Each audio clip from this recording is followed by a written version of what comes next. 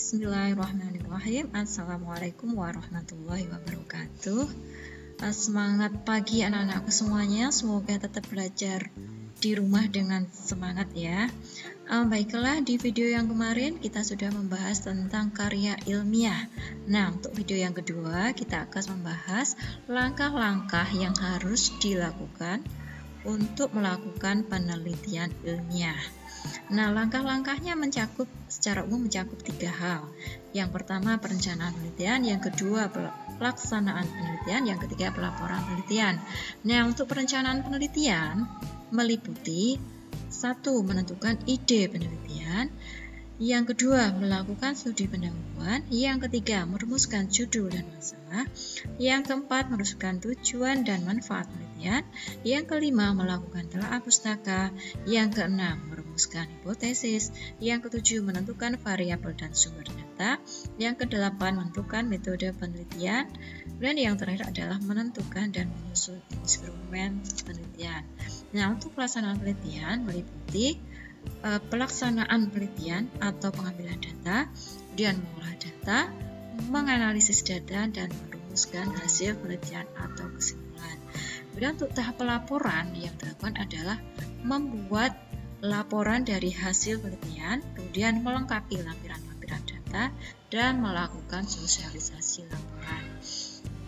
Nah, untuk pertemuan ini kita belum membahas langkah-langkah secara keseluruhan, tapi kita hanya membahas sebagian dari langkah, yaitu pada perencanaan penelitian dari langkah 1 sampai langkah keempat, yaitu dari menentukan ide penelitian sampai merumuskan tujuan dan manfaat penelitian. Nah, yang pertama menentukan ide penelitian bisa dilakukan dengan pengamatan. Yang pertama adalah pengamatan fenomena alam yang terjadi di sekitar kita. Fenomena alam yang dimaksud mungkin masih ada yang asing dengan istilah fenomena. Fenomena itu bisa diartikan sebagai gejala alam. Jadi peristiwa-peristiwa alam yang terjadi. Salah satunya mungkin bisa tanah longsor, bisa hujan, meletus, dan lain sebagainya. Atau mungkin yang saat ini sedang kita alami adalah mewabahnya virus corona. Nah, itu bisa menjadi salah satu sumber dari penelitian kita. Kemudian yang kedua adalah pengamatan kegiatan yang dilakukan masyarakat untuk meningkatkan kesejahteraan. Nah, ini berhubungan dengan kegiatan ekonomi masyarakat. Jadi berhubungan dengan mata pencaharian ya. Jadi ada yang sebagai petani, ada sebagai pedagang, ada sebagai pengrajin, atau lain sebagainya. Nah, dari cara-cara mereka untuk meningkatkan kesejahteraan itu mungkin bisa hal yang kita teliti, yang bisa kita angkat untuk menjadi suatu masalah penelitian atau suatu ide penelitian. Kemudian mengamati cara kerja yang dilakukan orang untuk mempercepat proses atau meningkatkan mutu produksi. Nah, ini bisa kita amati dari petani yang zaman dulu ketika akan membajak sawahnya menggunakan peralatan yang tradisional dan menggunakan tenaga hewan. Nah, dengan seiring perkembangan zaman, maka manusia sudah bisa menciptakan suatu alat untuk mengolah sawah dengan menggunakan tenaga mesin, jadi tidak lagi dengan menggunakan tenaga hewan. Kemudian pengamatan yang keempat yaitu dengan memperhatikan atau mengamati hasil diskusi orang sekitar kita atau suatu forum ilmiah yang membahas suatu pemecahan masalah tertentu. Nah, cara yang kedua untuk mendapatkan ide adalah dengan membaca laporan penelitian. Nah, ketika kita membaca laporan penelitian, bisa kita cermati, mungkin bisa dilakukan penelitian lanjutan atau pengembangan.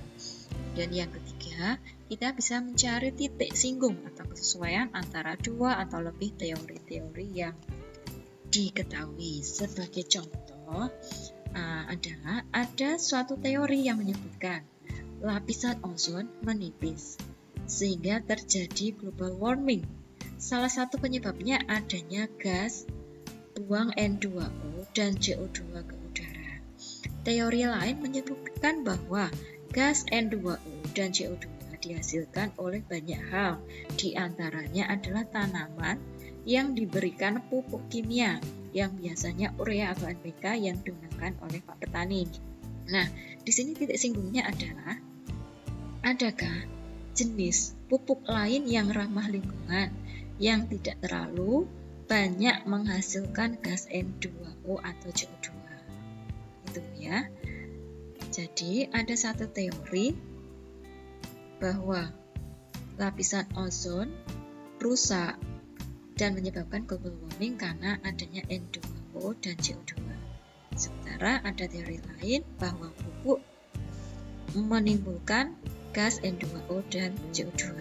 Maka di sini kita bisa mencari ide untuk penelitian, yaitu apakah ada pupuk, bagaimana bisa menghasilkan pupuk yang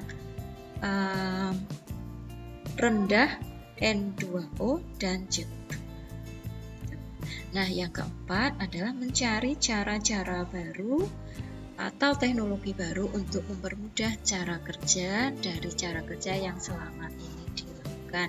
Nah, ini banyak hal sekali ya. Mungkin cara yang terlihat jelas mungkin ada lift ya. Hampir semua sudah pernah menggunakan lift ya.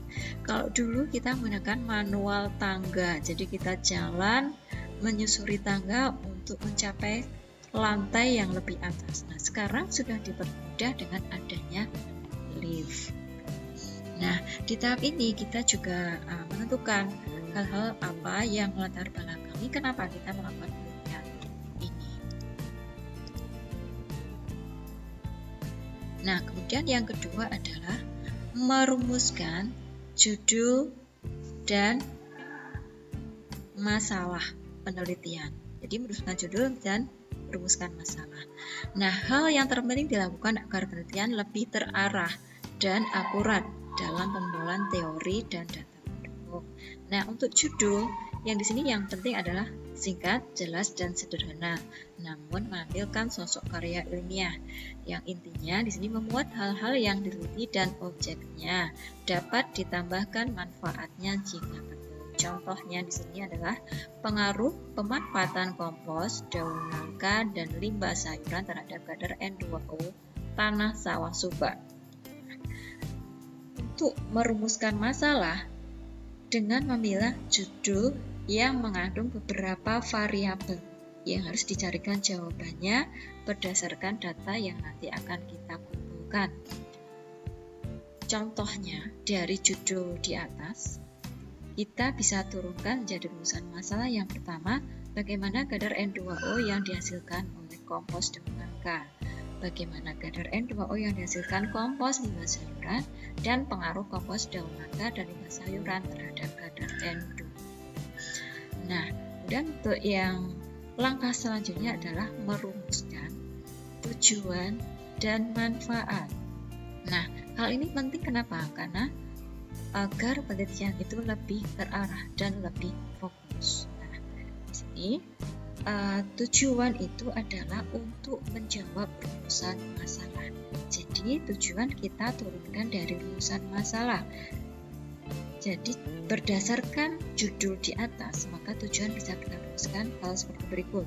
Yang pertama, untuk mengetahui kadar N2O yang dihasilkan kompos daun nangka. Untuk mengetahui kadar N2O yang dihasilkan kompos limbah sayuran, dan untuk mengetahui pengaruh kompos daun nangka dan limbah sayuran terhadap kadar N2O dalam tanah. Nah, kemudian untuk manfaatnya merupakan hal yang diharapkan dapat dimanfaatkan bisa oleh penulis, oleh masyarakat, dan pemerintah jika perlu. Mungkin demikian dulu untuk perencanaan penelitian di tahap awal. Jadi baru kita pelajari sampai merumuskan tujuan dan manfaat penelitian. Mudah-mudahan ini bermanfaat. Demikian, Assalamualaikum warahmatullahi wabarakatuh.